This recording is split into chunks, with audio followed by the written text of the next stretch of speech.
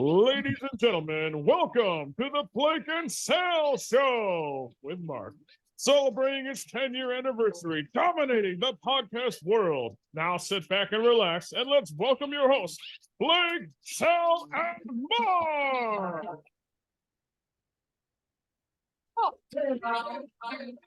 We never knew how to forfeit. We always knew how to talk. Drop some nice new gasoline on the fire.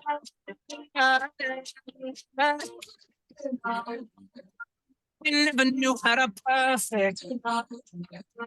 We always knew it would work. Cause something got said on the night. No, don't get stressed, it's gonna get figured out. Oh, deep conversation. Yeah, strong father and the church. Oh, that's why some nights we try to keep each other. But you know, it's always love.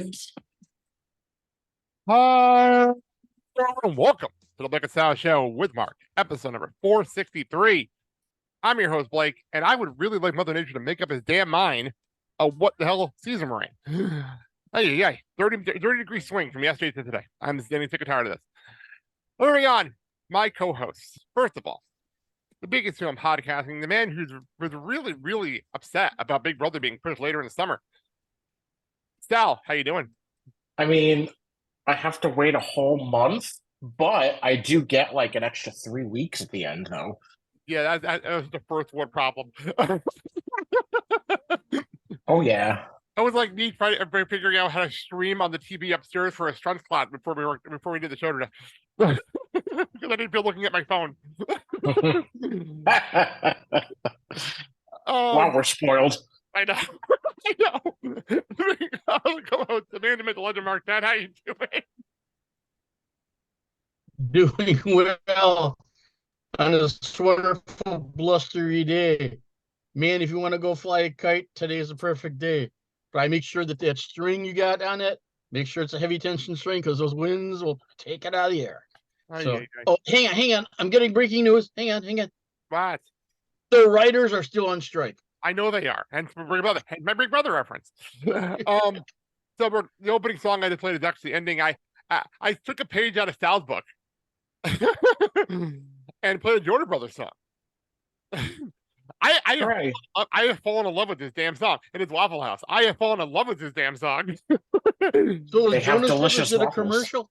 Oh, what's funny about said, let me just say something. What I find fun about this song is you can tell about the Jersey guys wrote this damn song because it feels like I'm talking about living diner life back when we were in our 20s. Sal, that's what the song reminds me of.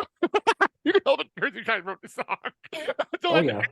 During the 80s, you started laughing and listening to the words. You're like, wow, really? It's the exact same thing. Yep. So the Jonas Brothers did a commercial for Waffle House and made a song out of it? No, I cut your joke off for a reason. It wasn't funny. So we have a very busy show ahead of us. For those listening, it's gonna be like a radio show format. We have like guests coming in at different times of the show. It's gonna be a crazy show. So let's get started. Help support the show and find all the power. You can find the show at theblakeandsalshow.com. Sal, You can buy our shirts, stickers, hoodies, cans of Coca-Cola that are not open yet, and I'm going to open right now, and I'm failing because it's really stuck to the can, and more from our TeePublic store. There we go. Or click on the TeePublic link on our website, or go to TeePublic and search the Blake and Sal Show. Pinky up. Hey, do we have the Blake and Sal Show bottle openers in yet? not all items actually available. I am actually wearing our 10-year anniversary T-shirt today. I actually broke it out for the show today. So Yay. yeah, I was like, I haven't worn this in a while. I'll wear it today. I'll think I've worn this at our anniversary show. So I figured, why not? All right, let's go to break. We'll come right back. All right. As always, go pick up Mandy's book. I know I am available on Amazon, Barnes & Noble, and Arcane Publishing, available in English and Spanish. So, so Mandy found out she's now available in a local library here.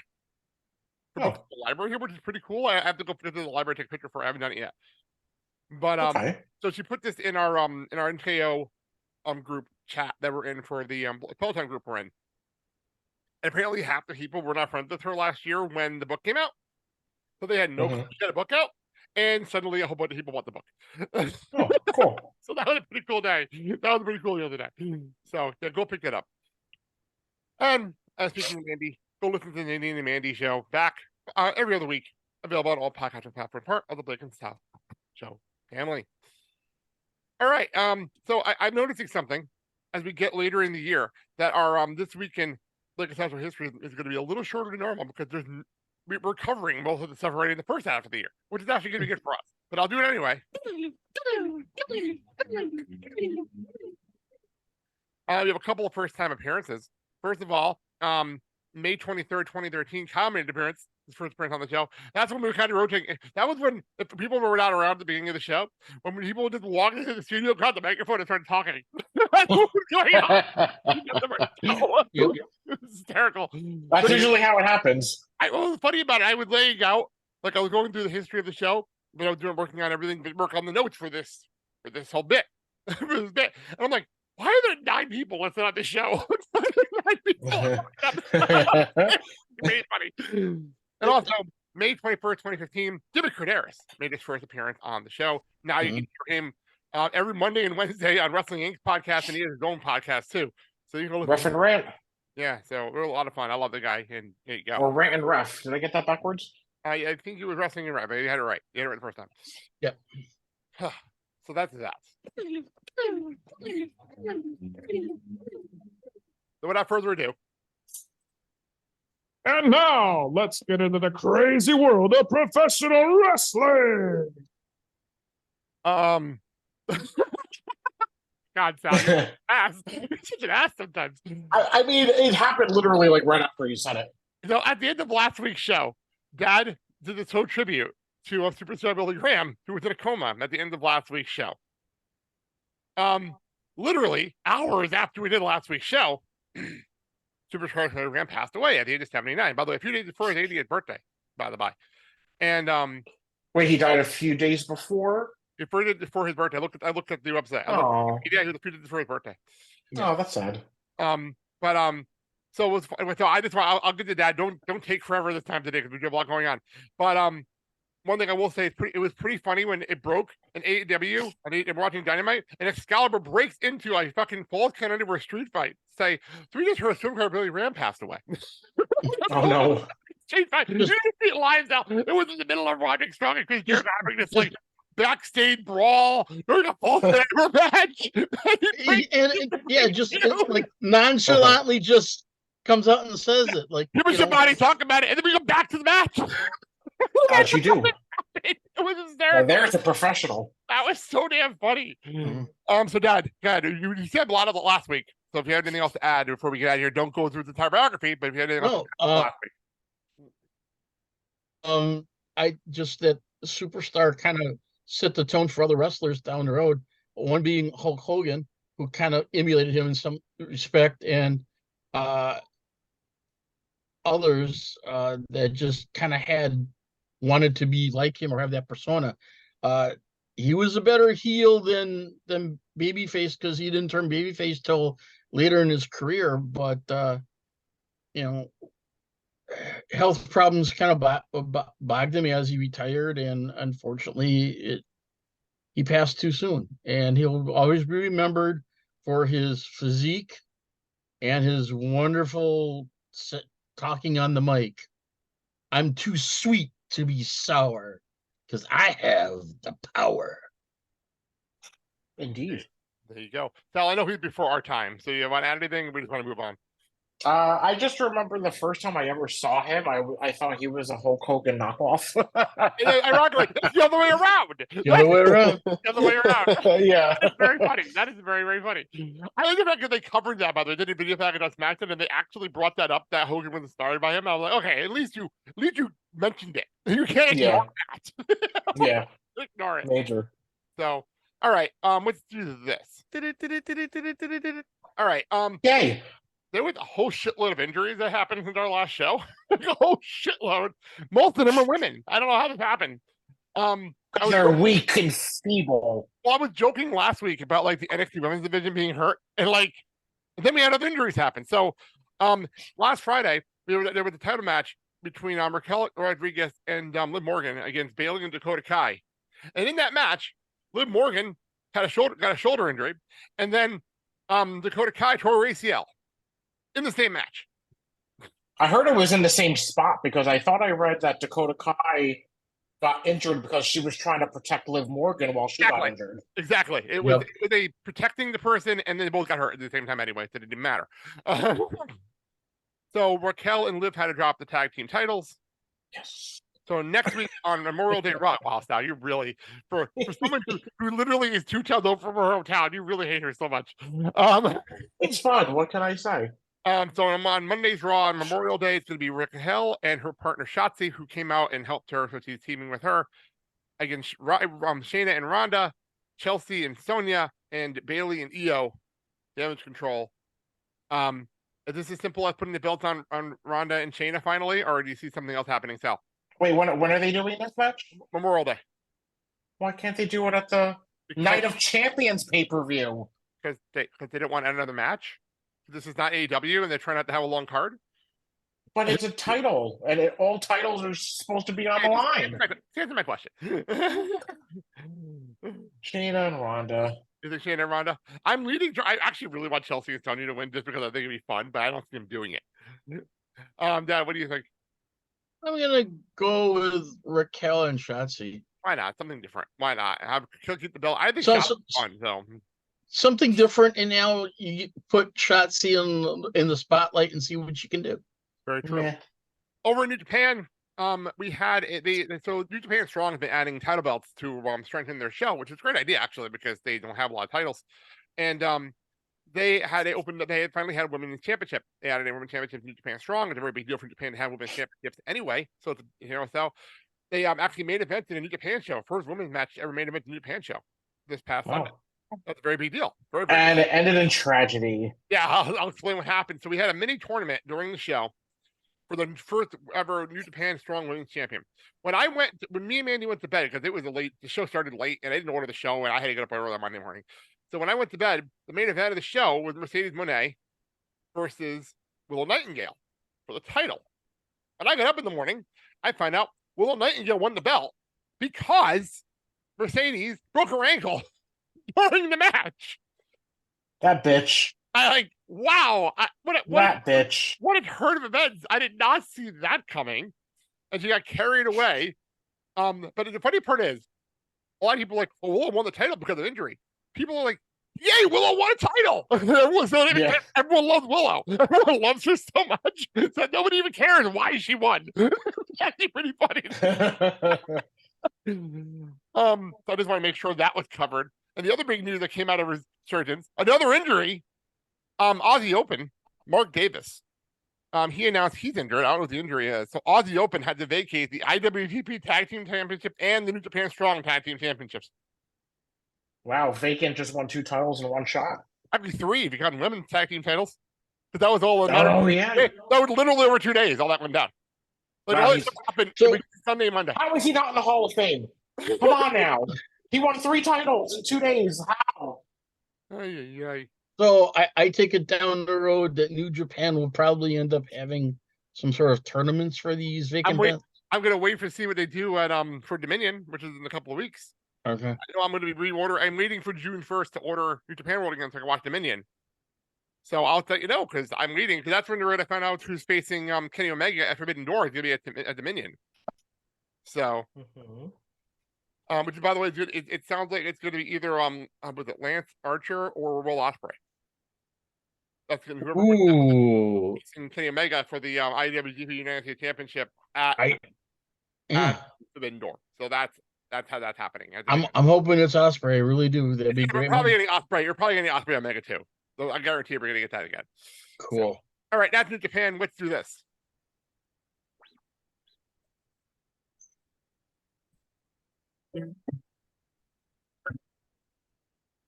This is the song Prize Fighter by Blame My Youth, which is the theme song for this year's WWE Night of Champions in Saudi Arabia. Yay. I think it's the first set of behavior we've actually we've covered since the first one. The first one. Yay. And we got 15 minutes. Yeah, we have a good card though. It will not take us long to preview. I guarantee it. Intercontinental Championship. We have Gunther versus Mustafa Ali. If anyone, by the way, has not seen Mustafa Ali's promo on Twitter, it is one of the best promos I've ever seen him do. Unfortunately, they did not let him do it on television, which sucks. The there's no chance that Gunther's losing the belt, right, guys? No. If he loses the belt, I will pluck my eyebrows. I swear, Sal, I'm going to start making a montage at the end of the year. Keep doing this. A random. By the way, notice the color coding on your run sheet. I just have some fun until they figure the title situation out. Have some fun with the titles on here. Yes. The WWE SmackDown Women's Championship, which is currently on Raw. Rhea Ripley is facing Natalya. I don't even know why this match is actually happening, except to get Rhea on this show. So obviously, Rhea is retaining. You mean mommy? Mommy's gonna retain. Yeah. By the way, it was noticed that there's we have 7 matches on the show, and almost half of them are women because it's 4 and 5, 4 and 3. 3 of them are women's matches. A pretty big deal for a Saudi Arabia. And they're all going to be covered head to toe. I thought the last Saudi show wasn't that bad. I mean, they were better than these were wearing oversized shirts and shit like that, like they were in the past.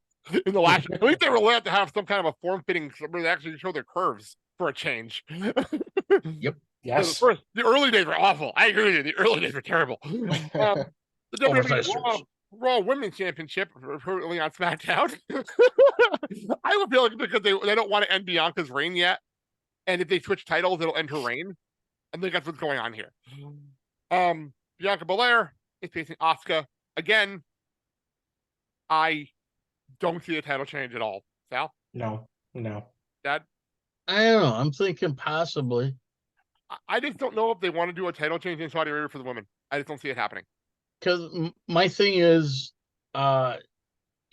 if you want to get the belt off of Bianca, this would be the thing to do it, and it would be like a short thing for her, and then. But it's still against somebody that's on a different show. It doesn't make sense. Well, I think what you do is, you know what you do? You do kind of you wait the Money in the Bank, and whoever cashes in on Money in the Bank takes the belt off Bianca, and then you just like slowly switch the title back. You just slowly switch them back. You don't make a big production out of it. You don't make a big production. Or, you know what you do? You rename the damn belt so they're not representing shows. Then you don't have this problem. Then you won't have this problem. True. Right? I mean, like, Universal and the WWE and the world are all different, like, titles. I think the same thing with the tag belts. Like, the same thing with the tag belts. Why are they Raw and SmackDown? I don't know. Same mentality. That's true. Just don't make it into a shape of a butterfly. So don't do that. I agree with that. I would say don't even change the belts. Just change the names of the belts, and then you're not a problem anymore. I mean, there you go. Let's move on to WWE, the undisputed WWE Tag Team Championship match. I don't know why we still have the Dividers unified. I have no clue, but we'll get to that another time. It is Kevin Owens and Sami Zayn taking on the Bloodline, Roman Reigns, Solo Sikoa with Paul Heyman. I know what Sal's going to say. I'll throw it to him in a second. I have a weird feeling KO and Sami are going to retain the belt because the Usos are going to help the Bloodline, but fail. Super kick Solo Sikoa, and Solo's going to get pinned, and Roman's going to give Rage on SmackDown on Friday.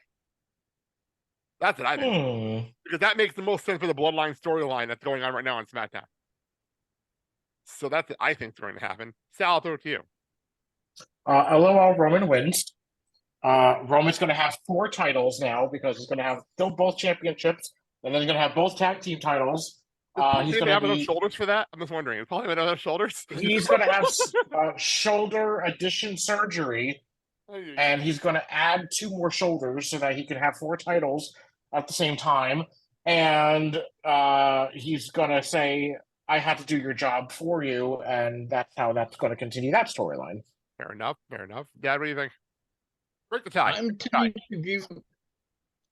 tending to agree with you where I see the Usos kind of doing a run-in or doing something that basically is going to cause Sami and KO to retain, and then the infighting on the Bloodline basically gets really intense, where you're going to see down the road the matchup Usos against Solo and Roman. I can see that if they do this right, that could actually like be one of the main events of SummerSlam. And you have Paul Heyman in the cage. With the belts or without the belts, that could be one of the main events of SummerSlam. Like straight up, no questions asked. You know, somebody threw out an idea of Solo Sikoa winning Money in the Bank and having him in the back with the case, just teasing it, having it in the background just to see what would happen. You know what I mean? I think that would be a lot of fun. As long as I'm actually anti putting the Money in the Bank on Cody. I'm anti that personally. I love Cody Rhodes, but I don't. Cue it. Cue it. But we'll get there. We'll get there. We'll do it, and then we'll just skip ahead to that match. Okay. Cody Rhodes. Speaking of Cody, we'll jump ahead. Cody Rhodes versus Brock Lesnar. I don't know why. Question. Go for it. I obviously I did not watch this past week. He broke his arm. Oh, so let me explain how this works. I actually like this story. This is actually a fun story. So the show opened with Brock Lesnar out of nowhere attacking Cody while Cody's walking in the building. And As you do. But funny part for me was he threw him through a table in like one fluid motion, and it was a table with all the food on it. So he just threw him through a table with food on it, and then he F5'd, and then he threw him into like these ladders that are stacked him in the back, and then he F5'd him into a garage door. As you do.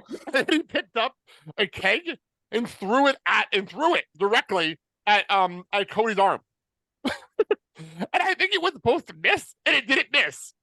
It was a direct throw. Like, it was crazy to watch. The show open. So then later in the show, Brock comes to the ring and says, "Well, since I injured Cody, I guess I need a match on Saturday." And then Cody comes out anyway with the sling on from the doctor, takes the sling off, goes after Brock, and then Brock puts him in the Kimura and breaks his arm. Exactly. With clarification, base storyline. Breaks his arm. So then, but Cody won't get checked by medical to the end of the show. So he kicks Adam Pearce out of the locker room and everything. It was crazy to watch on TV. This is the whole show thing. And at the end of the show, Triple H came in and sat down in Papa H mode and sat down with him and pretty much told Cody, you shouldn't do this. And Cody said, "I'm doing it anyway." So that's why we're having the match anyway, despite it. So that's why I think Brock's going to win the match, and we're going to get a rematch at Money in the Bank. So essentially, we are recycling the whole Torn Peck storyline, even though that was legit. Exactly. And actually, that got brought up by Triple H. That we know we can do. We've seen you do it already.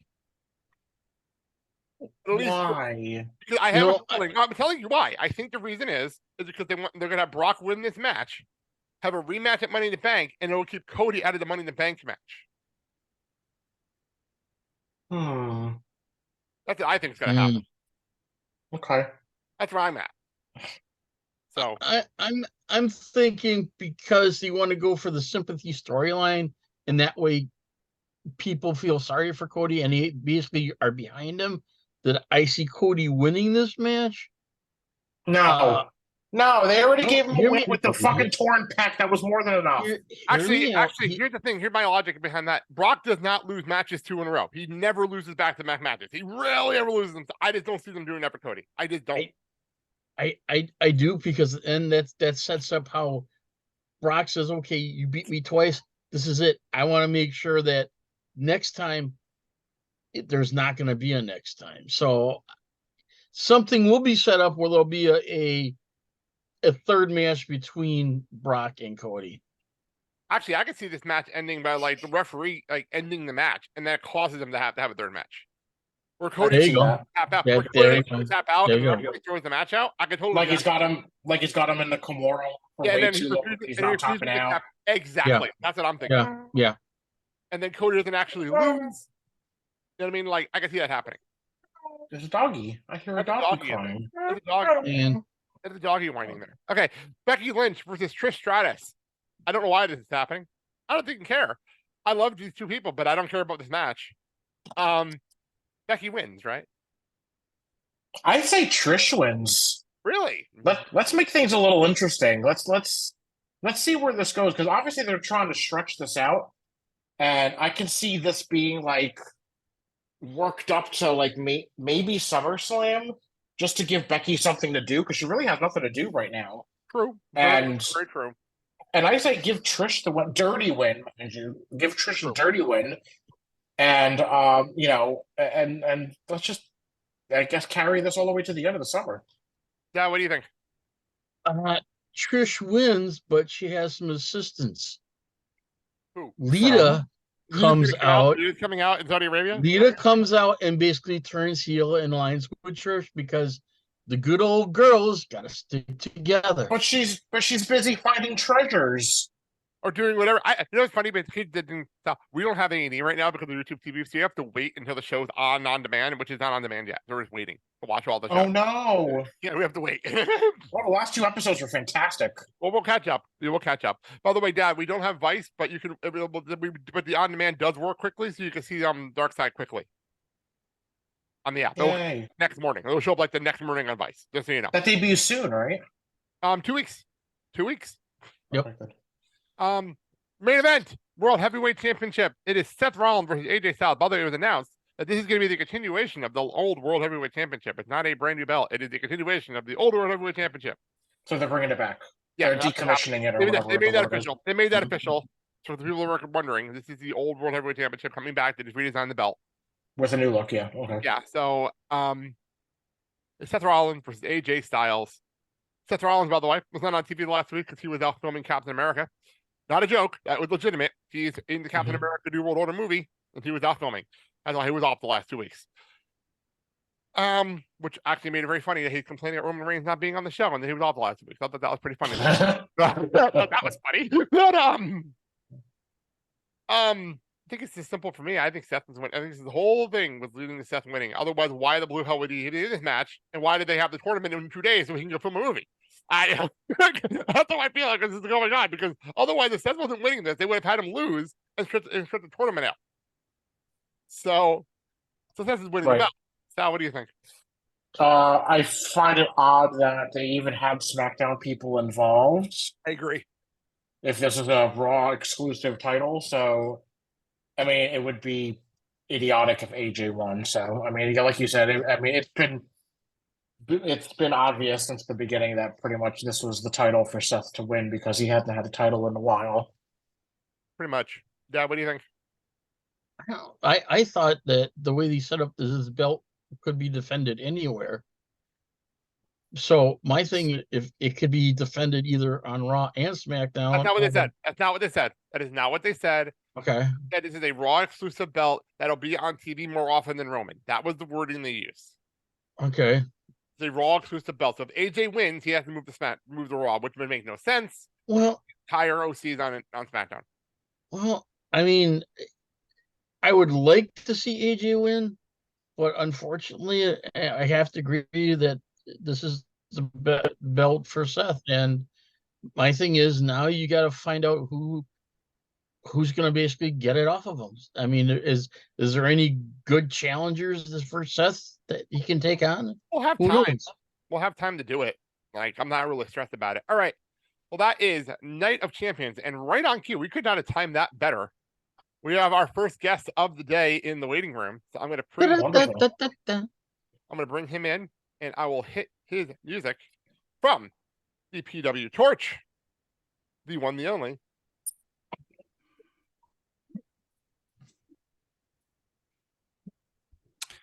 I don't know if I was introduced. My audio's being real weird. Yeah, he's playing a theme.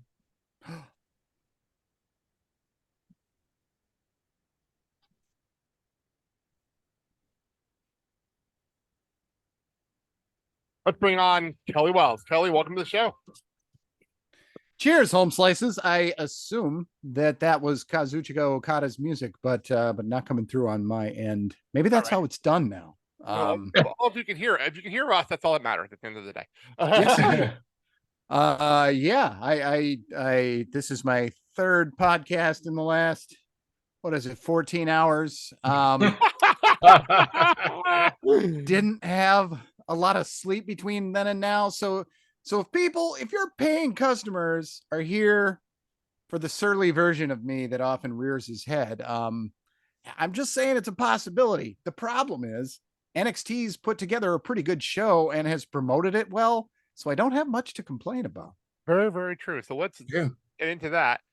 NXT is always known for bringing up songs that I've never heard of in my life. And the theme song for this show, for the NXT Battleground from Lowell, Massachusetts, is a band called Privis, and the song is called Animal. Never heard of them, and literally until NXT this week, had no idea. Never heard of the band, but figured why not play the song because that's what it is. NXT Battleground, Lowell, Massachusetts. And if you didn't know they were Lowell, Massachusetts, you were not paying attention during NXT this week. But boy, did they make that clear during the end, especially during the video montage that ended the show, talking about the history of WWE in Lowell, Massachusetts. Oh, okay. So NXT was in Lowell, Massachusetts? Like, I couldn't believe it. They literally put it. I know. It was actually really funny to me how many historic moments happened in Lowell, Massachusetts. That they put together a video back with it.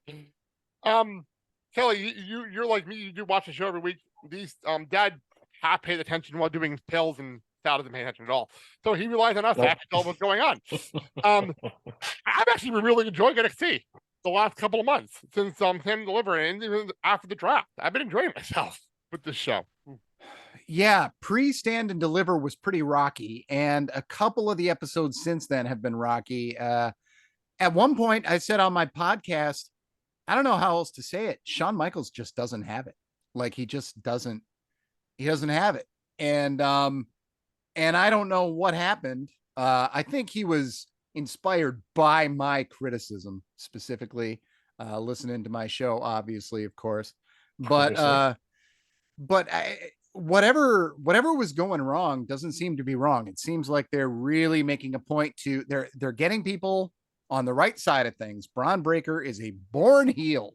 And finally, after a year and a half of just one of the lamest babyface runs I've ever watched, he is finally where he belongs, doing the act he belongs in. So, I mean, this main event is a rerun of last PLE's main event. And this one's so much more interesting because now people are cast properly. Very, very true. You're not wrong. Amazing. You're not wrong. You're not wrong. You're not wrong at all. We'll get there in a couple minutes. Let's start from the bottom to the top here. We have the first defense on an NXT PLE of the Heritage Cup. And I'm not gonna lie, I'm excited for this. If only not only for the matchup, because of the rules. Is the British Rounds rules match. They thoroughly explained this on NXT this week, which I greatly appreciate. It is Noam Dar taking on Dragon Lee. Kelly, would you like to explain to everybody what the British Round rules match are in a couple of sentences or less? Yeah, it's well, I don't know if that's possible, but I'll try. I saw almost every episode of NXT UK. So I've seen quite a few British Rounds matches. I like them. I think they make the rounds 3 minutes, but you can make them as long as you want. And you're trying to win a pinfall or any other kind of fall, any other kind of decision in that time. And it goes to 6 rounds. 6, I think. Gosh, it's been a while. Six on Tuesday night. You know, it's funny. They showed the rules yesterday, and I didn't pay attention because I'm like, I know how these work. And then I was like, oh wait, what's the number of rounds? And yes, and then if it's a draw, then the champ walks out with the cup. They are a really cool separate. It's one of my favorite match types, other than regular one-on-one. I just think they're a blast, and I've seen them finish 2-0. I've seen them finish. They've done all kinds of different things with it. I'm seeing. Am I making my prediction yet? Or am I leaving you with that? Go for it. Okay.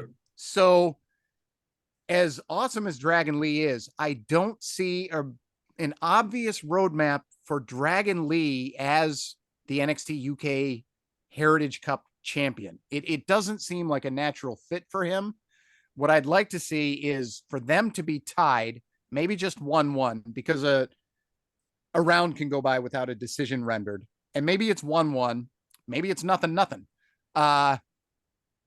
But then they're in the 6th round and Lee has Dar on the ropes, and Dar, being the kind of character he is, just runs away until the 3 minutes expire. There are no countouts. Are there no countouts? There are countouts, so he'll have to go in, break the count, go back out. About the check. Yep, you can still be counted out, but I think it would make sense for Noam Dar to run and defend it, act like he's the awesome conquering champion, when indeed he ran away to save his title, because Noam Dar holding that thing like a baby, like the little bastard he is, it's just the part he was born to play. It's perfect. I agree with that actually, and I actually was looking to Dar. I like the tie idea a lot. I didn't even think about that logic. That you don't have to have Dragon Lee actually lose this match. He can lose because of a tie, and that works out nicely. So yeah, I totally see Noam Dar retaining here based on that logic. Sal, what do you think? Wouldn't have a clue, but yeah, no, I'm dark retaining. Fair enough. Dad, what do you think? I have two questions. One, I know, aren't they each allowed a corner man? Yeah, I when think they Candace finish Frazier their is own? going to be in Dragon League. Do we know who Norman Dars is going to be yet, Kelly? We don't know. He asked some people to be in his corner. The only thing I can say is the last 2 weeks in a row, he ran into Lash Legend and Miss Jackson in the background, and there's like some weird tension there. So I'm expecting it to maybe be Lash Legend. Okay. What is Lash Legend taking the spot of Alicia Fox here? Like, Is there also a rule regarding the ropes? I don't think so. Probably. There are many rules. I just can't remember if there's a rope rule. I can't remember what it is. Okay. Fair enough. I would like Dragon Lee to win, but like everyone was saying, he really doesn't have to win to basically get ahead. So Norm Dars is going to retain, and unfortunately, slimy little bastard really fits him really well. Fair enough. All right, let's get on to the last man standing match. The weirdly booked last man standing match. I don't know what this is. It's Ilya Dragunov taking on Dijak, fresh out of Dijak's sex judging apparently from last week's Test Tuesday show. I don't know what that segment was. That was weird. Sal, you didn't see this. Ilya Dragunov went up to Dijak and said, "You can't." Dijak said, "I can break anybody," and Ilya said, "You can." And we spent most of the show last week watching Dijak beat the shit out of Dragunov. We don't know why. We have no idea why. He didn't break him. It was weird. So we have a last man standing match now. I've never cared less about a last man standing match in my life, and I like both of these guys, but I don't care about this match at all. Kelly, what do you think? I've never cared more about a last man standing match in my life because I've never cared about a last man standing match in my life. I think it is the worst stipulation in wrestling. And that's because the coal miner's glove isn't done anymore. Otherwise there would be some competition, but there's nothing flatter than a match ending with a long count of 10 because somebody's down. Like, it is just the flattest way to end a match. It bores me as a wrestling match finish. And that's a bummer. These two will deliver. And as for who wins, I don't know that it matters because this one's more about the journey than anything. But if they want to, the one with the greater upside right now is Ilya. Dijak is kind of damaged goods. He's kind of a reclamation project. So he has to kind of be worked back to that spot. I would not be completely surprised if these two had like a Sheamus Cesaro respect thing after this and maybe started teaming with each other after this, because there did seem to be like, it's been torture that Dijak has been doing to Ilya, and Ilya's just been taking it like he enjoys it. I can see this being a thing where they put these two together. I think there's potential money in either one as a single, but if they decide they want to do these guys as a tag team, I wouldn't complain. If I must pick a winner in a match where it doesn't necessarily seem like it's a big deal who wins, I will say Ilya. Fair enough. I was leading her Dragunov myself. Again, I don't think it matters. I don't think it really matters. I do love the idea of them tagging them. I think that would be crazy and fun to watch. Even though I feel like they're doing the exact same thing right now with Axiom and Reggie. So like, I don't know. The exact same thing with them. And they just did the same thing with Dawn and Fire. So who knows? I mean, Shawn Michaels loves his standby storylines. I don't know if he even realizes he repeats them as often as he does. Fair enough. Sal, what do you think? I was gonna say Dragunov. Fair enough. Daddy, you going opposite or stick with Dragunov? No, I'm gonna stick with Dragunov, but yeah, Kelly's idea of them being a tag team is not that far-fetched, and I think they're gonna do it. Because it seems like they're gonna have that mutual respect thing. Like Kelly says, like, Sheamus and Cesaro, so we'll see what happens. But I'm hoping it does. I'm hoping it comes to fruition. I will say I don't think Dijak has actually won a PLE match since he came back to NXT. I don't think he's won one. I honestly don't think so. I know he lost to Wes Lee, and I think he lost to Tony D'Angelo as well. So, moving on. NXT Tag Team Championships. It is Gallus taking on the Creed brothers. I feel like we did this already. We're doing it again. I'm shouting out to Mandy, who does not like the Creed brothers at all and thinks they have no personality whatsoever. So there you go. But well, she's wrong. I'm neutral on the subject matter personally. I'm more of a fan of Ivy than even the Creeds, for honestly. Just because she scared the shit out of me. Kelly, what do you think? I am not neutral on this. She is definitely wrong. They have a ton of personality, and what's better is that they have different personalities. Brutus kind of playing the goofball to Julius's more straight man. I will say that their promo last night with Gallus, that was pretty painful all around. It started bad with Gallus, and then Julius and Brutus came out to the ring. Julius got thrown somehow with his line. I don't know if there was a late rewrite or something, but it was a mess. Yeah, and it if anything subtracted from what this match could have had going for it. I love these guys in the ring, the Creeds, that is, although I like Gallus in the ring too. The Creeds with their hard sliding lariats are just, it's one of my favorite things. I could see them, I literally would watch them beat up jobbers every week for the rest of my life. I like that. I like their act in that way that much. In the same way that everybody just wanted to see 2-minute squashes with LOD. That's literally how I feel about the Creeds. It's Ivy who is a little personality deficient, but they're really, really trying to do something with her and get her somewhere. The big question is where Stax fits into all this and whether there's kind of a lot of moving parts to this storyline, because Stax might be the one who's the police informant getting Tony in trouble. Tony's going to need a lawyer, and now there's an Italian lawyer character on the show. We're not joking. It's happening. This is real. There's so many moving parts to this. Now, Stax is going to be part of this in some way or another. I don't know what side of the aisle he's going to land on.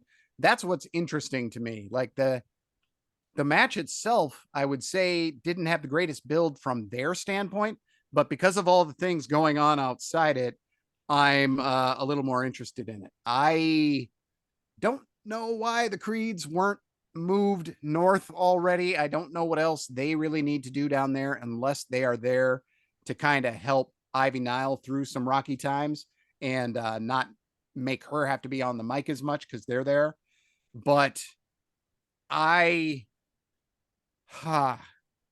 would say Gallus should win for the sake of the Creeds moving up. But even if the Creeds aren't moving up, I think that the Creeds are going to have something going on with Stax after this that will be away from the championship. So I will cautiously say Gallus, but I'm very, very torn on this one. That was one of those moments where I realized I didn't watch the show. We're explaining how Tony D'Angelo is being talked to by cops and the Italian lawyer and all kinds of stuff going on in NXT right now. But it's so intriguing that it's fun to watch. So I'm actually going to go Gallus retains as well. I actually like the idea of the Creeds having some issue with Stax and having issues with like randomly Tony D'Angelo, even though he's not even involved in the story like right now. Like it's so like randomness like that for no reason. But I do like that idea a lot. Sal? Yeah, as much as I love the Creeds, I'm going to say that Gallus is going to retain. Dad? I'm going to be the odd man out. I'm going to say the Creeds win because Stax is going to be the equalizer against Joe Coffey interfering. And down the road, I know it's coming for the Creeds to be called up. I would like to see them in a match against Alpha Academy. That'd be fun. That'd be fun, actually. That actually would be a lot of fun. Let's move on. North American Championship. Wesley taking on Tyler Bate and Joe Gacy. What's interesting about this whole thing for me is I actually like the storyline of Wesley actually thinking that Tyler Bate. I actually like the fact that Wesley is like, you telling Tyler Bate, you could have just asked me for a match. You didn't have to go back way to get into the triple threat match like this. And Wesley actually feeling hurt and feeling betrayed. I actually like that. What's funny is somebody actually made a comparison to Wesley's title reign here to like Orange Cassidy's title defenses over in AEW. And they're kind of like they're doing the exact same storyline where like Orange is getting hurt and like every single time he goes in the match, he's more hurt. And I feel like what they're trying to do with Wesley here. But I actually am enjoying Wesley, so I can't really see them taking the belt off him. So Wesley retains for me. Kelly. This is actually the toughest one to call for me. And it is interesting, the three-way issue they've got going, because Joe Gacy was trying so hard to sow the seeds of dissension between the two baby faces, and it kind of worked. Because Wesley is overreacting to Tyler Bate wanting that shot, but they motivated that by not having Bate be as upfront about it as he could have been. It really did work on every level they wanted. And I love the talking point that Wesley says he actually trusts Joe Gacy more because he knows that Joe Gacy is going to work against him and he knows he's a bastard. Like, that kind of is a fun talking point. The match will be bizarre because of these very, very different, like, you got strong style, high flyer, and ground based guy all in one match. It's going to be very interesting to see how they do this. It's good that the heel is the bigger one, because the baby faces who now have issues with each other are going to have to try to chop him down together, even though they don't want to work together. I think this could be real interesting. If they really want to continue the thing with Bate and Lee, then I think the best way to do that would be to have Lee ready to pin Gacy and then Bate steal the pin from Wesley and pin Gacy himself. Yeah, I think I just talked myself into that. Tyler Bate wins. Fair enough. Sal. I was gonna say Tyler Bate because I love him. Fair enough. That's a good So do I. So do I. For me. Dad, where are you going? I gotta go Tyler Bates. I think it's time to take a belt off of Wes, and then you're gonna have Wes turn heel. I don't see Wes being a heel personally. I just don't see it. But I continue taking the belt off him. I just don't see it being like a heel turn. I don't see that happening personally.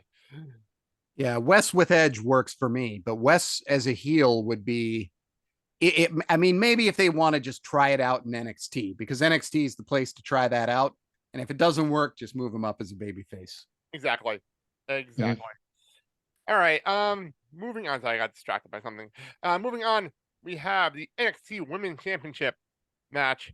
Obviously, Indy Hartwell, she won the belt, got hurt, had vacated the belt, and then got drafted. All in a matter of like 3 days.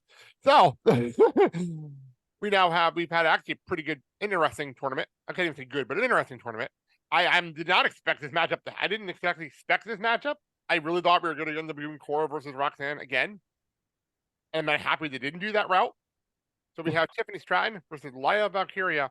And I think this is pretty much going to be Tiffany Stratton's crowning moment to win this title and run this division for a while. Kelly, are you in agreement? Yeah, this is the final that I expected when they showed the bracket. With Jade, there's stuff to do with her away from the championship. With Roxanne, it seems like we were there. I'm a little afraid she's taking too many losses in big spots, but that's why they didn't put her in the finals, to lose in the finals on a bigger stage. But this is what I thought would happen when the bracket was announced, and then they added the injury angle to Lyra Valkyria, which I said on my podcast last night, if you don't know what this means for the finish of the PLE match, then welcome to your first wrestling show. It's clear that Stratton is going to win, anchor the division. And the only downside of that is that with the exclusion of nobody except maybe Carmelo Hayes, she's more main roster ready than literally anybody on the entire NXT roster. She is a product that could go up there today and contribute today. And of every single woman on that roster, she is the one who I think has the biggest potential to be a main event star on the main roster. Whereas I see a hard cap for just about everybody there. Last night, Nate threw in that I was forgetting the injured Sol Ruca, and he's correct. She has come a long way in a very short amount of time. I also love Stevie Turner, but we only saw her once before her ACL got Well, that's what happened. That's what happened. Yeah. I was wondering what happened to her. Yeah, there's 8 ACL tears among women in NXT right now. It is the craziest thing. I brought that up last week with all the injuries. I brought that up last week. Yeah, Ruka's one of them. Mm-hmm. Or Turner's one of them. Yeah. I did not know about. I was wondering what happened to Stevie. I was like, what happened to Stevie Turner? Like, I really was actually loving her, and then she wasn't here for a while. Thank you. I didn't know that. Sal, go ahead. Yeah, I mean, I kind of agree. I think, the way that Tiffany Stratton has been presented these past few months, and even longer than that, I should say, I really feel like this is her moment, and it would be a shame if she does not capitalize on this golden opportunity to finally be the top woman in NXT. Dad? Yeah, I mean, I don't see a different outcome.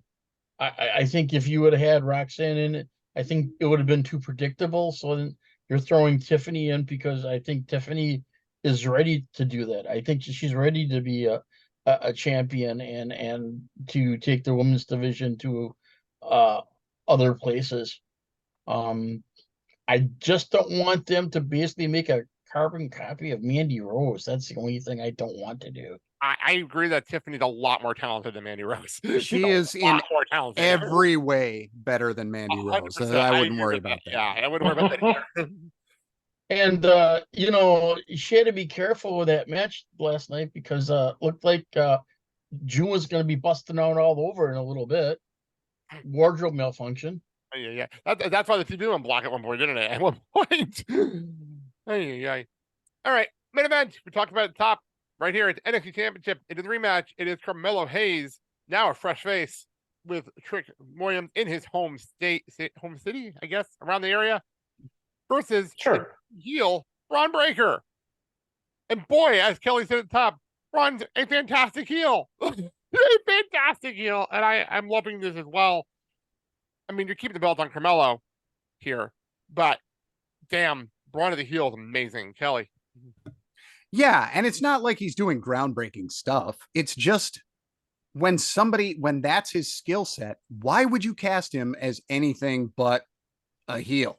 Like, maybe you get a babyface run out of him down the road if you're able to push him effectively as a real buzzsaw, but I just don't think it would work at all if they brought him up as like he might get the Steiner recognition pop at first, but I think people would really tire of just the fact that, I mean, he would be a bygone babyface, like the babyface who goes up and yells every other word in the promo. It didn't work at all. He was so lame. So I'm so more excited with clearly defined roles on the right sides. I have worried 1,000 times that Trick Williams was going to turn against Carmelo Hayes, and they have to have talked about that internally. Like, it's always an option, but I think those two belong together, and I think that that I'd prefer. I know they break up almost everybody before they go to the main roster. Not everybody, but almost everyone. But I would be heavily in favor of those two guys staying together. Trick is just such a great hype man. I would be really bummed if they split them up. I do think that this is Carmelo who wins here, and maybe not long after this, Braun, they find a reason to bring Braun up to the main roster, whether that be post SummerSlam or whatever. I don't know, but I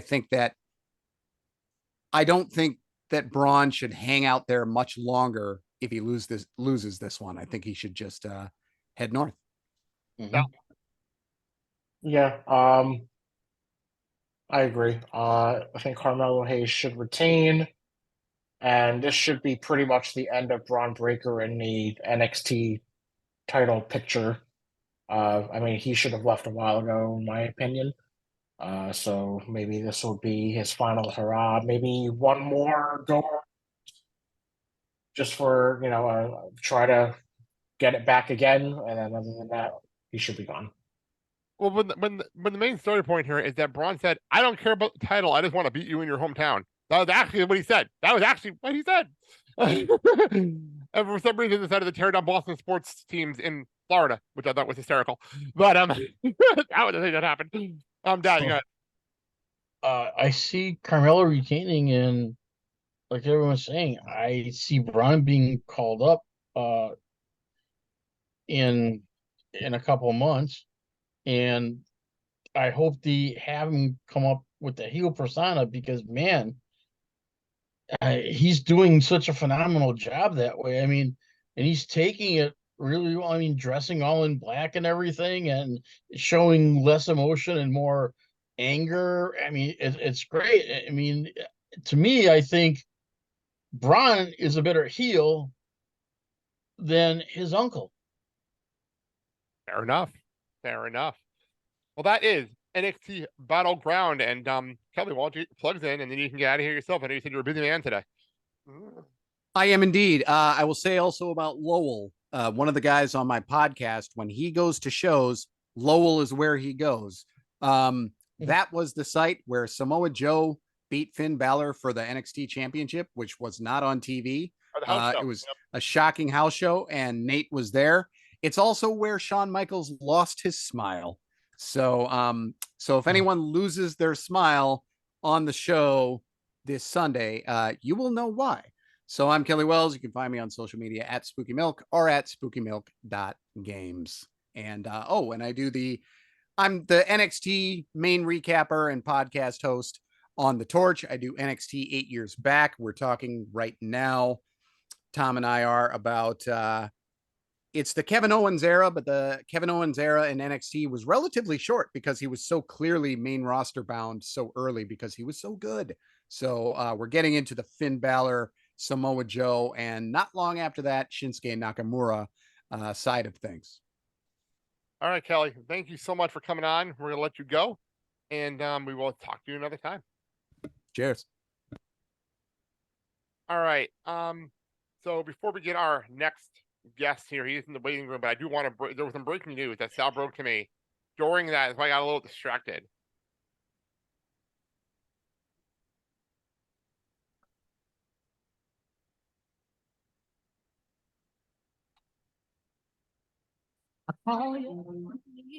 It broke literally while we were previewing NXT Battleground that Tina Turner passed away at the age of 83. Yes. This is stunning. I did not expect this. Surprise. I just wanted to break in real fast and bring this up because this is a very big deal. So figured play a little bit of the best by Tina Turner in the background here. Any quick thoughts before we get to our next guest, Sal? Tina Turner was such a pioneer. I mean, you can't say anything bad about Tina Turner.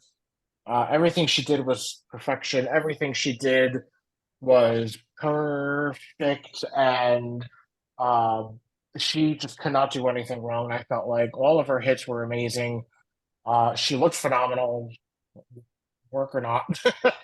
um, she always looked amazing, and yeah, she obviously retired a long time ago, but her music does live on forever, and it's just a shame that there's no word that she was ill or anything like that. I'm just assuming it's natural causes at this point. But yeah, Tina Turner passed away. Dad, any quick thoughts? Phenomenal voice, music outstanding. her songs are endless within time. I mean, you could play one that she had early in her career and then play another one later in her career, and she still had that same kind of charisma that basically everyone loved her, and it showed through her music and the concerts. And unfortunately, she had a rocky start with Ike, but she came out strong on her own, and she proved that she can be a force to be reckoned with, and she will be sorely missed in the music world. All right. Well, that being said, I'll turn this volume up on the song, and I'll bring on our next guest for the show.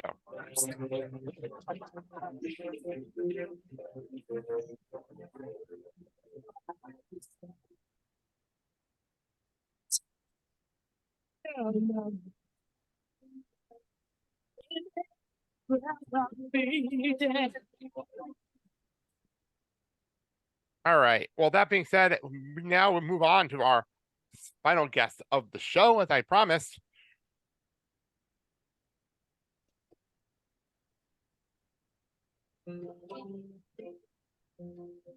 When are you gonna come down? When are you going to land? I should have stayed on the phone.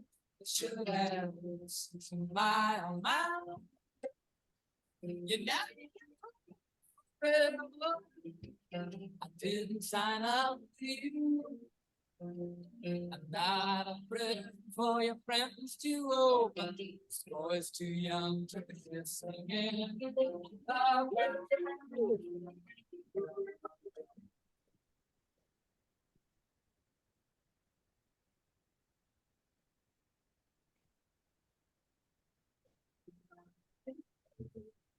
Let's bring on from that minute of the Phantasm. I got that one right.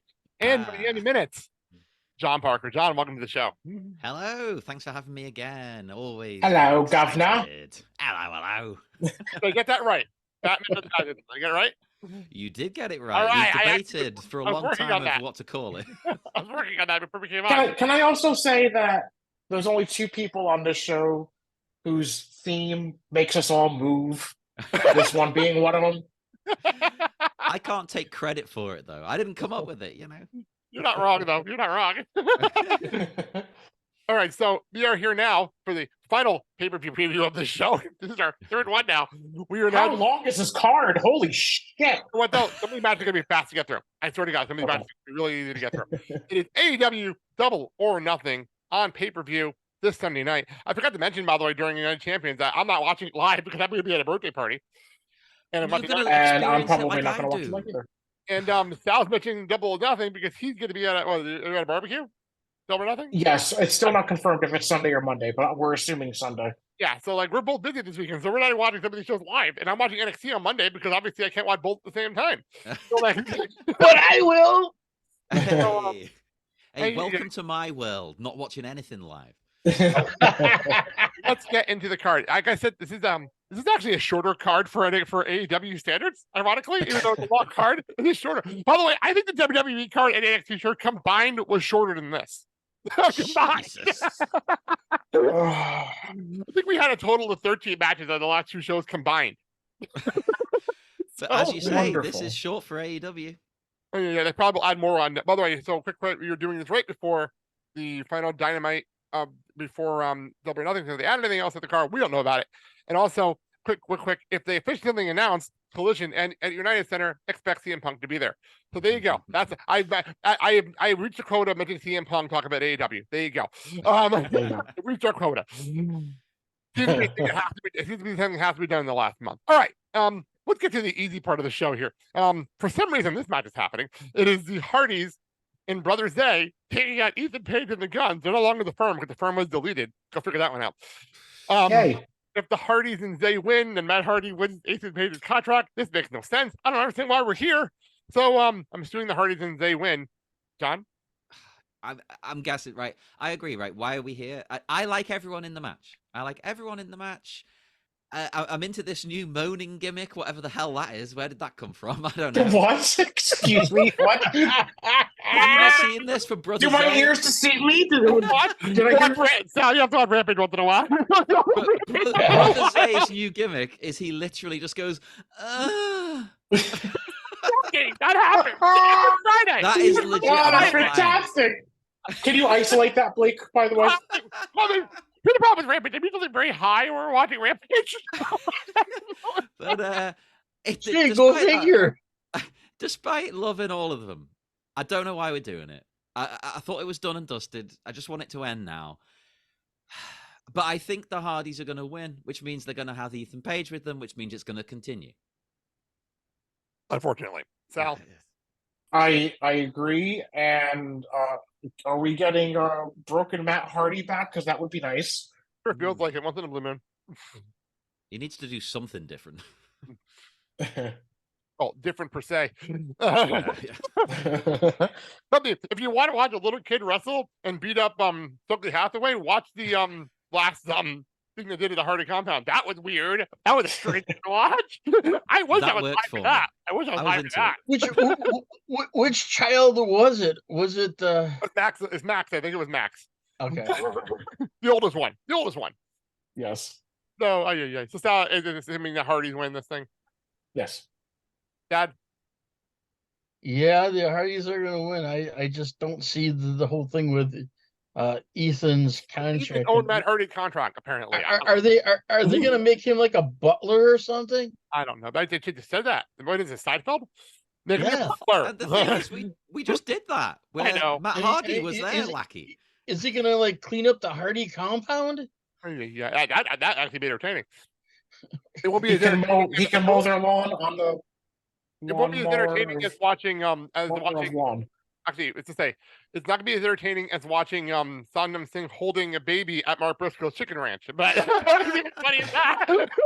That was brilliant. That was The only terrible. way it'll be good is if they make Ethan Page moan. AEW International Championship. It's a 21-man blackjack battle royal. Orange Cassidy defending against 20 other people. Why? Orange Cassidy said so. Why are we Right. here? It's either taking the belt of Orange Cassidy or keeping the belt of Orange Cassidy. I think just keep the belt on him because it feels like we start every Dynamite episode with Orange Cassidy at this point. So why not just keep the belt on him? John? I agree. I actually think, as crazy as it sounds, keep it on him. I think after this, have him drop it because he's doing that thing where he's injured. But I think get through this and it'll just be so amazing. Like it puts him in a good position moving forward, even when he does lose, right? Like, oh well, I outlasted all these other guys. True. Or he doesn't get to say it. He just say, "Look what I did." There you go. Yeah. That's all he has to do. Exactly. Sal? I'm assuming this is an over the top thing. Yeah. Okay, so Fashion battle royal.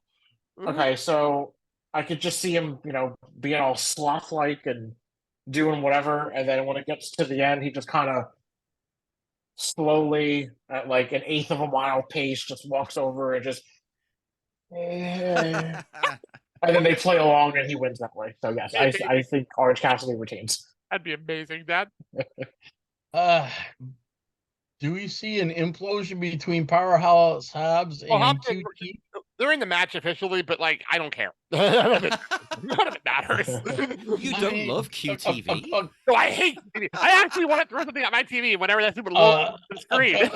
According to the book of Hobbs, Oh my god. we're going to see QT thrown out probably pretty early, and I think Orange is going to retain, but I think it's going to cause him more of his extent of his injuries to be more aggravated. Although I between the Book of Hobbs, the only thing I want to see in QTV is like the Book of Hobbs to be like haunted like in fucking Hocus Pocus and electrocute Aaron Solo, because that would be entertaining as hell. That would be fun. Anyway, AEW TBS Championship. It is Jade Cargill, surprise, surprise, taking on Taya Valkyrie. This time, the Road to Valhalla is a legal move. She can actually hit it this time, unlike the last time we did this. I think this time that means Taya Valkyrie might actually hit the belt off Jade Cargill, but that doesn't mean anything to me because Jade always wins. I want to see Taya win, but I don't see Taya actually winning. Sal? At this rate, let's just keep the title on Jade, and let's have her lose it to somebody more important. I don't want Wow. to sound mean, but Boy, yes, that's I some say- shade you're throwing there, buddy. That's right. It's nice and sunny, and I'm sitting under shade, baby. You can Jade tell we're Cargill. you can tell we're over an hour into the recording session. We're just getting snippy now. Wow. Not Caddy, aren't we? Wow. I think keep it on Jade as well. I'm with you, Sal. I agree. Well, thank you. I love Taya. I really do. But just coming into AEW and then getting this belt off someone who's had, whether you like it or not, a historic run. I think that would be a bit of a waste. I think the big money is in giving it to Statlander when she's back. That's actually where I've been leading for a while, and I've been seeing videos of her saying it looks like she's coming back soon. So that would be interesting. Dad, what do you think? I think I would love Miss Tara to have the championship, take it off of Jade, and then Chris comes back, and then Chris takes it from. Yeah, I don't. Tara. If Chris is coming back, you have her beat Jade. That's what I think you do. Yeah, I was gonna say that would No, I I rather have her weaken beat- the win. I have her Tyra Valkyrie. Because The whole thing is that you know that Tony doesn't like doing face versus face matchups, and if you're gonna do it, you might as well keep the belt on Jade and have her be the one that Chris be the one that beat her. But see, here's the thing with the Tyra. You can do her character flip flop very easy. You can make her baby face 1 minute, and then she can be a heel, just like that. Maybe. I don't know. By the way, this is something up. Jade, obviously the only holder of this belt. She won the belt on the first Dynamite of 2022 in Newark, New Jersey on January 5th, 2022. And I tell Newark? you what, right? I'm a fan of hers, and That's I'm insane. gonna attack people online here. You see so many people in comments going, "Why has she got the belt? She's terrible." But it's a mid-card belt. It's basically a TV title. What's the problem? Not wrong. It's literally named after the TV station the show was on. Literally. There you go. Self-explanatory. I can't wait for the little snowflakes on TikTok to comment about that. I know what clip I'm putting up now. Well, they're all wrong. You're all wrong. It's fine for her to have the belt. It's not like she's the women's champion. Right. Thank you, Sal. Now I know what I'm putting up at the clip. AEW World Tag Team Championship. If you told me 6 months ago that this would be the tag team title match at Double or Nothing, I would have never believed you on any level. It is because remember the Acclaim were the champions 6 months ago. It is FTR taking on Jeff Jarrett and Jay Lethal with Simon Singh, Sanjay Dutt, and fucking Karen Jarrett in the corner. Why the fuck is Karen Jarrett back on my television screen in 2023? Why is it that their entourage gets bigger? I don't get it. I don't understand it. It makes no sense to me Karen Jarrett's back on my television in 2023. I left her behind in the TNA days. Why is she here? It's funny. I want to see Karen basically take that pencil from Sunday and break it over his freaking head. By the way, I want to throw something out there before I forgot. Special guest referee is Mark Briscoe. FTR better retain these damn belts. Better retain these damn belts, John. I think FTR will retain. I do, but am I sick and twisted for kind of hoping Jarrett and Lethal do win? I feel like you did this last time. I think you did this the last time. Yeah, they're fun. I enjoy them. I love seeing Sanjay as well. Like they just make me laugh. I think I'm the only Jarrett fan in the world left. So I think I don't mind Jeff Jarrett. I just think I have to give Jeff Jarrett a lot of credit because he's now bringing like the old school 80s heel mentality to AEW, and I'm absolutely loving that. I just don't like the fact that he's in a title match in 2023. I don't like that part. Like if they had a non-title feud, like something like that, I'd have no problem with it. I have zero problem with it. I have an issue with the fact that they're in a title match in 2023. That's my issue. He's good. He's doing good matches though. Yeah, like if it's in a non-title feud and like Jared and Lisa are pissing somebody off, old school, and we had a match, I have no problem with that. You know, like when somebody gets the Acclaim non-title, that would be fun, like that kind of thing. You know, Sal. I was just going to literally say the same thing. If this was non-title, all day Jeff Jarrett, Jay Lethal winning, but I don't see FTR losing so quickly after getting the titles back. So I'm gonna say FTR retains. Um, I don't know how Mark Briscoe is gonna mix into all this nonsense, but I have a feeling he's just gonna, side with FTR. Or do Exactly. they have the balls to make him heel? No, not right now. Absolutely not right now. At least not right now. That is as long as Jay Briscoe is still on his Titantron video. That's still a thing. Maybe this is the change he needs, though. You know, I don't know. I don't know.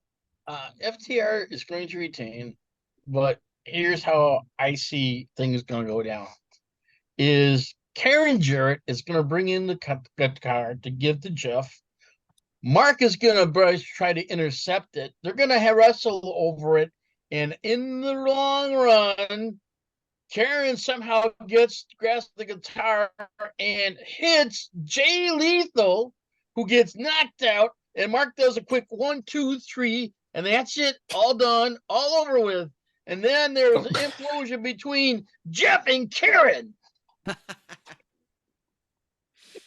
I just messed something up. I'm sorry. I'm sorry. Me and Sal messing around on the red sheet. Oh my god!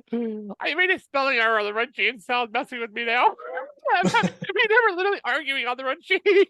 And then I deleted a wrong letter and made it even worse. So anyway, let's explain what's going on here. Let's move on to the AEW TNT Championship match. It is for some reason a ladder match. It is Wardlow, or how I spell Wadlow. I forgot the R. This is Wadlow. like Wadlow. Wardlow with Art Anderson for some reason. For the Wardlow? Art Anderson is looking for a new son. I don't understand this. Christian Cage with Did you Lucas. finally realize Brock's a loser? Well, here's Well, the problem. I Here's the thought problem. that, right? I thought it was like taking, making fun of Brock, but apparently he has another son who died. I know that happened recently. I thought it was a shot against Cody. I thought it was a Cody shot, honestly. It was a Cody shot at first. And then I remembered that his son just died recently. So I'm like, what the fuck is going on, Christian? Why are you doing this? Why did you bring that up? AW heel Christian is it's gold. But yeah, it was in the ladder match. It is Wardlow versus Christian Cage. It's strange that I almost see Christian winning this belt. I can actually see it happening. I can picture it with Luchasaurus' help. I totally can see it happening. I don't want it to, but I'm going to be the dumbass. I'm going to be the asshole here. I'm going to pick Christian Cage to win this title for no other reason because Luchasaurus helps him win. Sal?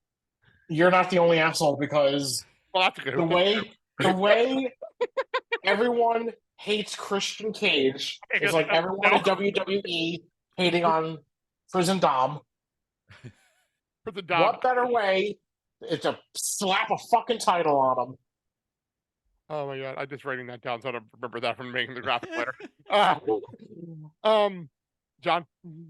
I'm torn. Right? I want Christian to win. I do. I love him. I think this is an amazing run. And he's not even having matches half the time, but it's just his character is so good.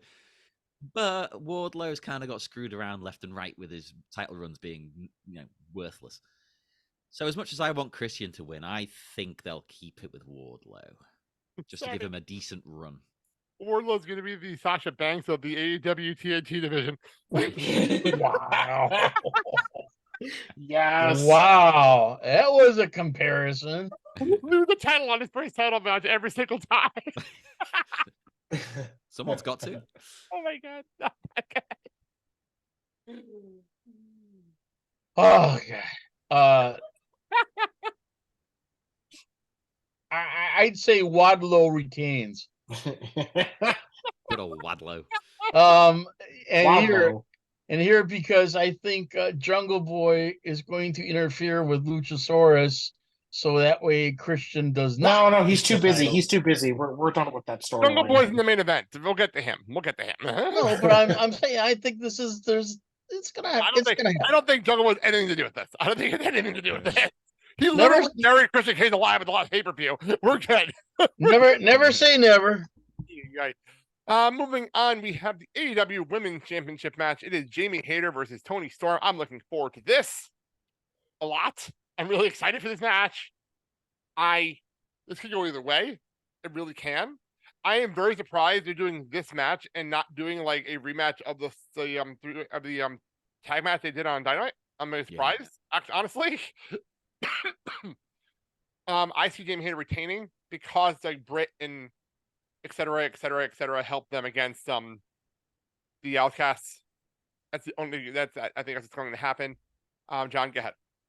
I'm gonna go the other way. I think they might give it to Tony to kind of put more emphasis on the Outcast being a danger. Because yeah, they beat people up, they spray them, but they haven't won anything of note yet, have they? And if they can beat Jamie Hayter, that's an extra big statement. But they'll cheat to do it, of course. Very true, very true. I also could see them putting the belt back on Tony as a look. We're going to actually make you actual champion, not interim champion for this time. That's another good point because rightly so. I think she was a little bit annoyed at that. I heard about it on All Access. I don't know. Heard about it there. There you go. Who was more insulted by that, Tony or Britt? Who was more insulted by that on All Access? I know who was more insulted, but I just thought it was funny that Tony's the champion, but Britt's the one complaining about it. This is one problem I have with Jamie Hayter's run, and I'm one of the biggest Jamie Hayter fans there is. Sure you are, yes. I love her so much. But the emphasis still seems to be on Britt. It doesn't seem to ever focus on Jamie. She's the champion, but the sidekick to someone else. I mean, you're not wrong. Here's the thing with Brett being kind of babyface, it doesn't seem to fit well. I like it. I think I like Brett as a babyface actually a lot. I actually like it. I'm with you. I prefer the heel. Yeah. Personally, I just think I like it because also with Adam Cole being a face now, I actually like that. So I think there's going to be a change or something coming down road that Britt is only there with Jamie to basically give her like false sense of confidence and security because actually Britt wants the belt back. Ironically, on All Access, she said, "I never want to hold this belt again." That's the funny part. On All Access, she actually said that. That's setting up his heel turn. That's what it is. Yeah. Yes, so, she actually said that line. I don't want to be world champion for the rest of my career right now because I held the belt. Yeah, okay, I see Jamie retaining, but down the road, I see Britt wants the challenge.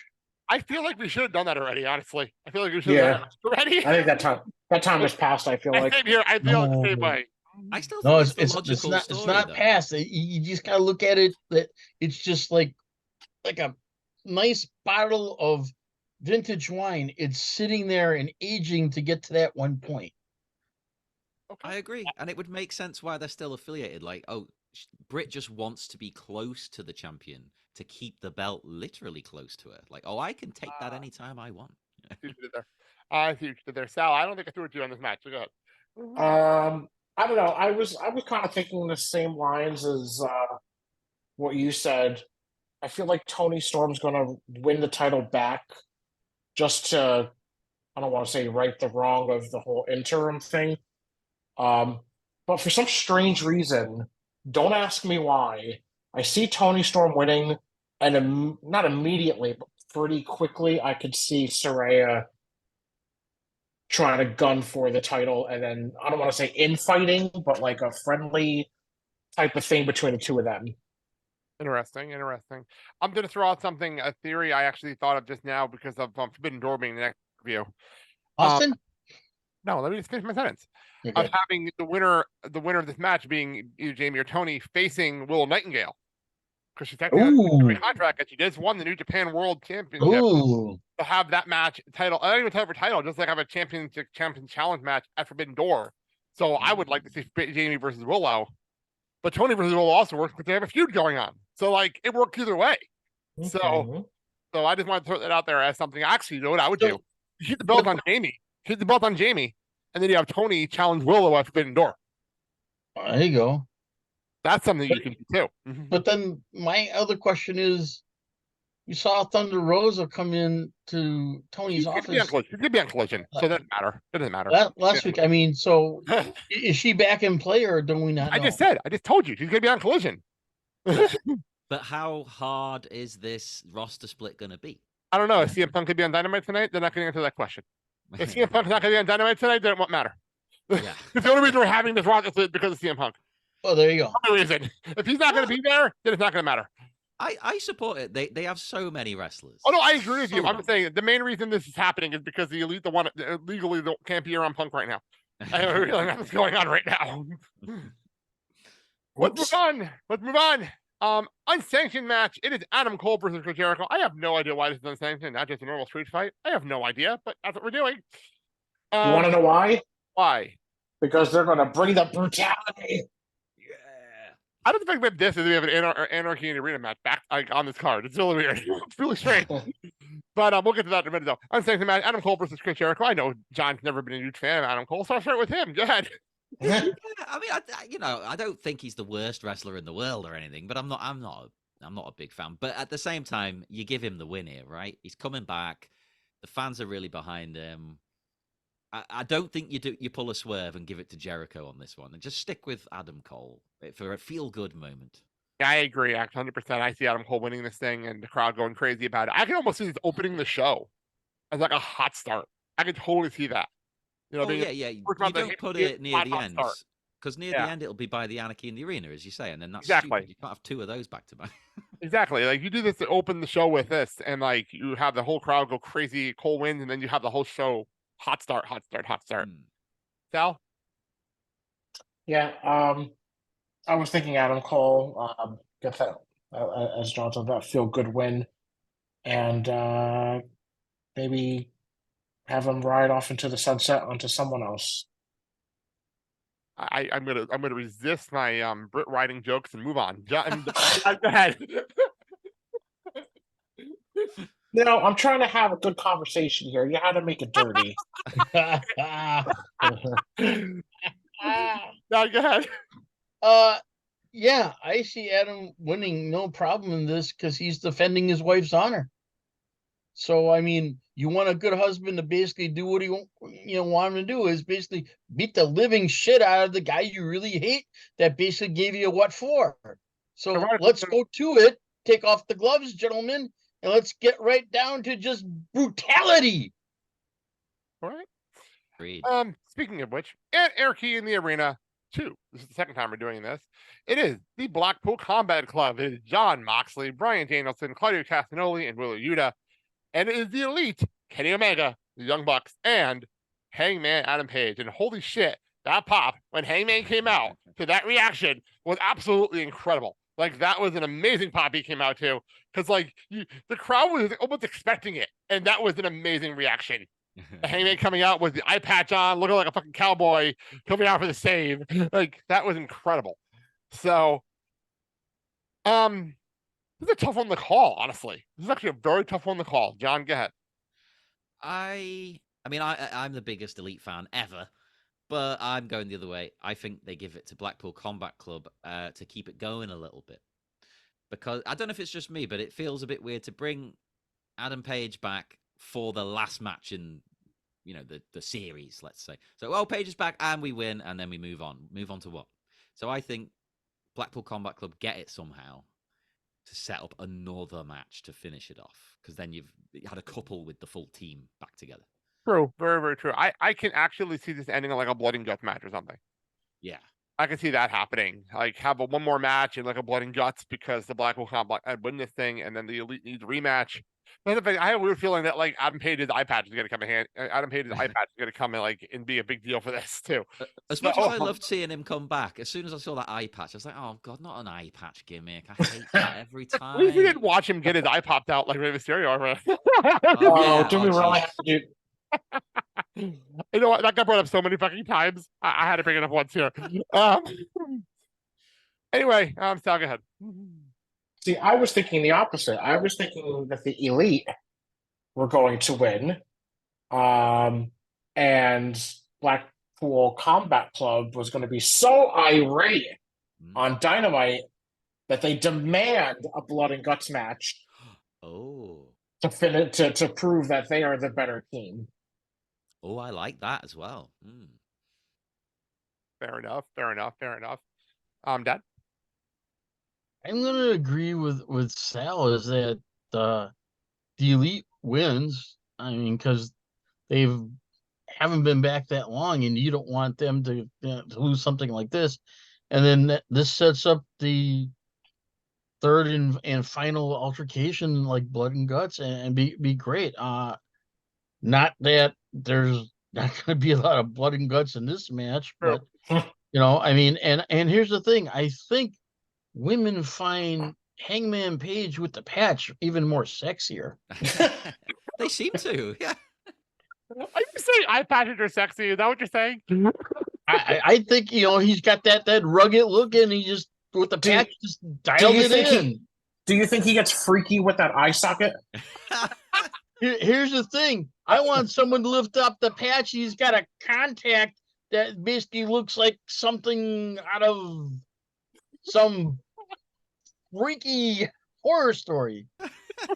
We're really loopy at this point of the show. Oh my god! It's like those contacts that Rey Mysterio wears. Okay, let's put a the second contact time in I him. wrote down a show title for this show, by the way. The second time I wrote down a show title. But this is the main event. It is the AEW World Heavyweight Championship.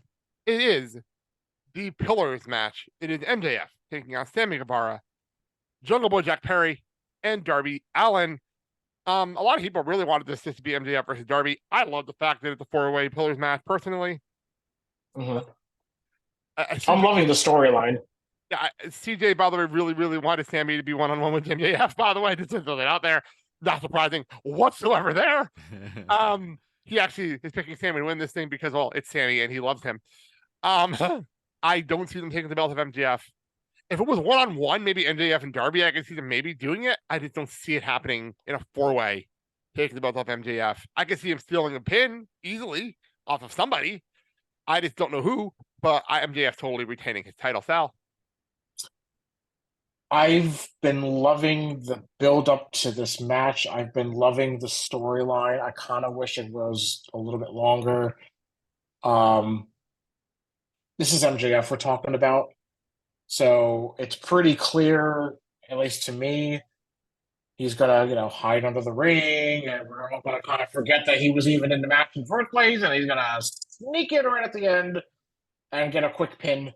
So I see MJF retaining, but I hope, and I always complain about how long the AEW pay-per-views are, but I hope this one is at least an hour, because I just have such high expectations for this match, and I don't want to be let down, because it's like I said, I've just been loving the storyline leading up to this match, and I want that satisfaction of the four of them, which is going to be very easy for them to do, to put together this amazing story in the ring and finish it off. Dad? I am going to say that this is Darby Allin's moment, and he gets the title off MJF. Only because I think there's the way storyline is set up and all the vignettes. I think that people are saying, yeah, this is Darby's time to do it and shine, and let's see where it goes with it. And I agree. I would love to see Darby beat MJF and have that belt. Like I said, if it wasn't a one-on-one match, I could totally see Darby winning. I don't know. There's something about this four-way does not say title change to me. John? I'm with you and Sal. I mean, I've been loving this whole story. It's fantastic. You can end it here for now, and you can always come back to it later as well. That's the beauty of it. You could come back to this in 2 years' time, and it's still going to be great. But I think MJF, it was such a big moment when he got the title that if you take it off him now, it feels too soon. Even though it's technically been a while, he hasn't really defended it much, which is good. You shouldn't defend your title every week, in my eyes. It's special. But I don't think he's had enough defenses with it yet. If you took it off him, it would make him look a bit stupid. So I don't know. I think he retains. Maybe in the future, Darby gets it off him one-on-one, as you said. But I don't see Sammy or Jack getting it at all for the short term, at least. Oh, by the way, this officially is the only positive talk I've heard about this match in any wrestling podcast I've listened to. Really? not a single podcast I listened to and liked this matchup at all, and we're the only show that talked positively about this match in the last month. What? That's Is everyone crazy. kind of off the rocker? I just want to throw that out there. We're the only ones thinking positive about this match. We're the only Well, ones. It's become cool to hate 3 of the 4 in the match now, isn't it? Basically, everyone but MJF, it's cool to hate them. Yeah, so I just want to throw that out there. That I just wanted to say that. Now that we're done with that. Okay, before we wrap My things- mind is blown. I mean, Literally. so that is AEW Double or Nothing. Before we wrap up, I want John to give a couple of minutes here to talk about Effy's Big Gay Brunch UK that he attended a couple of weeks ago now already. But yeah, real fast, John, your thoughts and your opinion on being at Effy's Big Gay Brunch UK. Oh, it was so good. It was amazing. It did not disappoint at all. It was everything I could have hoped for and more. I mean, we had a bunch of people from the USA and, locally as well. Amazing mix of people. We had Paro fought Big Damo, and it was like the battle of the big beefy men slapping. Me. There you go. It was indeed. It was great. And I got to meet a lot of them. Like I met Thrusy, so Ali Cat, Effy, and Dark Sheik. Although they didn't have a match together. Dark Sheik was in the Rumble. They had a Rainbow Rumble, it was called.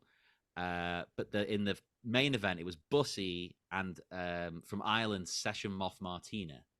And they were against some local wrestlers, like the company's called TNT, and they had their champion and things like that. Fair enough.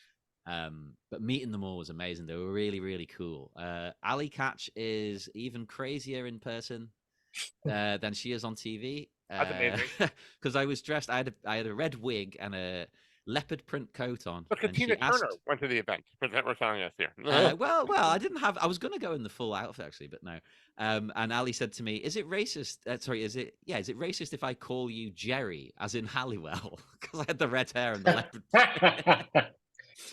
And then I went out drinking with them all later. This guy sending me videos and pictures at the fucking bar, at the fucking pub, with the GCW people. I'm like, what the fuck's going on here? Like, now wait, did that happen like on accident, or was that like a paid thing you did? Or did you follow them? Or did you follow them? No, it wasn't a paid thing. They just said, "Oh, there's an after party at this queer bar." So I was like, "Okay, I'll go there." Because usually when they say that, the stars don't turn up. But no. Effy was there, Ali was there. Dark Sheik was there. Paro was there. I was just hanging out drinking with them. It was weird. But they were all very lovely. And despite being a big, nasty heel, Paro is possibly the nicest person ever. There you go. Well, that being said, let's wrap things up here. Let's hit this. Dad, what are we closing the show with? Hey, we're closing the show with a song from the Cars, You Might Think. Fair enough. Sal, go. Yeah, for more information on our show, including where you can find us on social media or watch the show on YouTube, go to theblakeandsalshow.com, and don't forget to comment or leave a rating and review, and we will make fun of you and read it on the show. Oh, yeah, well, more than likely make fun of you next week. Dad, say your thing. Go. Hey, as always, it's been your pleasure, and please, if you happen to have a local independent wrestling organization where you live at, go patronize these people. These are the young men and women coming up in the world of professional wrestling, sports entertainment. You'll be amazed on the kind of characters they have and the finishers and the moves they can do. They'll entertain you because they want to get into that upper echelon where they're going to go into a major wrestling organization. So please patronize these people. And hey, everyone, let's just be nice to one another. We only got one world, and we got to live together and coexist the best we can. Okay? John, plug away. Go. Well, if you want to hear more from me, you probably don't. You're probably sick of me already.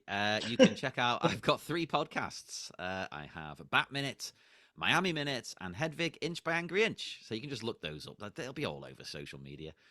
And why don't you look at my band? I say my band, I'm not the star. But Pete Bentham and the Din Ladies, if you like weird English punk rock arty nonsense. And dancing. And I am a dancer, yes. And why don't you check out the company I mentioned, TNT Wrestling? It's a local Liverpool wrestling company. They are fantastic, and they're just launching their own women's show. So it's a woman exclusive show. I believe it was going to be called Sirens, I think is what they went with. And you can actually watch the Big Gay Brunch, but it's not on their streaming for some reason. It must be It's some not up rights yet. issue. I'm waiting for it. They have a free trial, so I was waiting for them to post it up. Yeah, it's on like Progress. I know they were free trial too, so I was waiting for them to post it. I do want to watch. Yeah. I'm not sure why it's on Progress because TNT have their own one. There'll be some reason. There'll be some reason. Fair enough. But I believe it may be on there. So check that out too. All right. Well, next week we'll be back to talk about how this weekend went. We have a lot of wrestling going on, a lot of stuff to talk about. I also want to say, Go Admirals. They were in the conference finals against Coachella Valley, and Hey, the sentence that is said. Coachella. I still can't get over that. So they're in the conference finals. I can't go to the games because it's the same weekend as Pride. But hey, go Admirals. Just want to throw that out there. And also, we have some more comments from TikTok. We're going to talk about next week. I'm still getting more shit from my hatred of Booker T's commentary. So there you go. Yay, I'm not the only heel on this show. So I gotta get on TikTok. On behalf of Kelly and John, I'm Blake. What's up? I'm Mark. And you've been listening to the Blake and Sal Show with Mark. Have a good day, everybody. Hey, everyone, have a great Memorial Day weekend. Yeah. Thank you so very much. Goodbye. Mwah, and good night. Bye-bye, bitch.